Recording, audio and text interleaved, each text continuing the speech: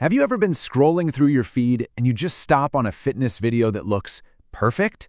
It's so simple, so clean, but when you try to do it, it just doesn't look the same? Well, it turns out there's a formula, and today we're going to deconstruct that exact formula, piece by piece, so you can use it too. Right? This is the big question. You see these clips, and they feel so authentic and high quality, but not overproduced. Then you go to film yourself, and something's missing. It feels like there's some secret sauce you're not in on. But here's the good news. It's not a secret. It's a blueprint. And that blueprint is what we call a vertical cinematic video. Yeah, it's a bit of a mouthful, but all it really means is that this isn't just someone hitting record by accident. It's a very specific style, made to feel real and polished, especially for places like TikTok and Reels. Every single thing you see is a deliberate choice. So let's break down what those choices are. Okay, first things first. Before you even think about the workout, you have to think about the space. Your environment isn't just a background. It's basically a character in your video. It sets the whole tone and tells the viewer right away if what they're seeing is legit and relatable. And what's really interesting is just how specific this gets. We're not talking about some dark, gritty gym. Nope, the formula calls for a bright, modern living room. You want that soft, natural daylight pouring in. An uncluttered background is key, because it keeps the focus on you. And simple athletic clothes, they don't distract. It's all designed to feel real, like someone could actually do this in their own home. All right, the stage is set. Now it's time for the performance. And this is where a lot of people get tripped up. The goal isn't to look like some kind of superhuman. It's to look like a real person exercising with really good control. Believability is absolutely everything here. So how do you get there? Well, it boils down to three things. Number one, strong form. The movements, whether it's a plank or a crunch, have to look solid and powerful. Second, your breathing needs to be controlled. It should look natural, not like you're overacting for the camera. And finally, fluid motion. Every movement has to be smooth. You put those three together, and the exercise looks tough, but also totally achievable. Okay, so you've got the perfect setting and a great performance. Now for the technical stuff, how to frame the shot. I know, that sounds kind of intimidating, but trust me, it's actually a super simple recipe. If you just follow these rules, you'll get that pro look every single time. First up, the aspect ratio. And this one, it's completely non-negotiable. You have to shoot in 9:16.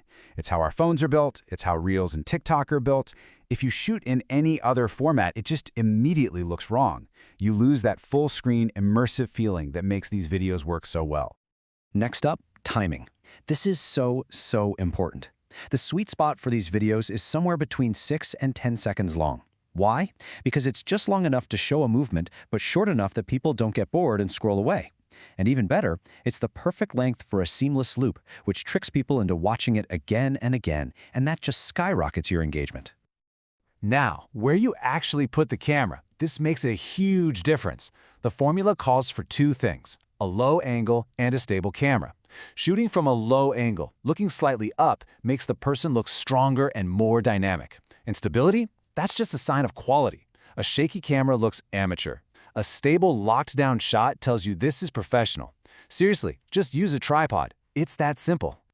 And finally, what do you actually point the camera at? The blueprint is very specific. Keep the shot tight on the core and the upper body. This framing keeps the viewer's attention right where it needs to be, on the work being done. It gets rid of any distractions and really drives home that theme of core fitness. So we've covered everything you need to put in your video. But this next part is just as critical, maybe even more so. It's all about what you strategically decide to leave out. And this is the part that's so hard for people, but it is the secret ingredient to getting that clean, authentic look. Just take a look at this. It's so clear when you see it side by side.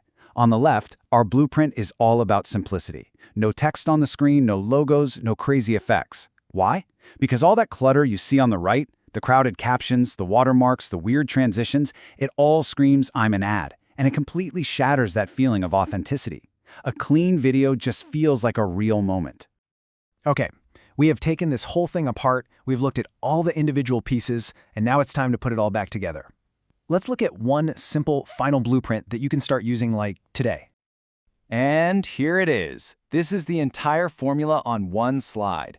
A bright, clean space with natural light. A performance that looks strong and controlled. A stable, low-angle vertical camera shot that's about 6 to 10 seconds long. And a style that's all about what's not there. No text, no logos, no effects.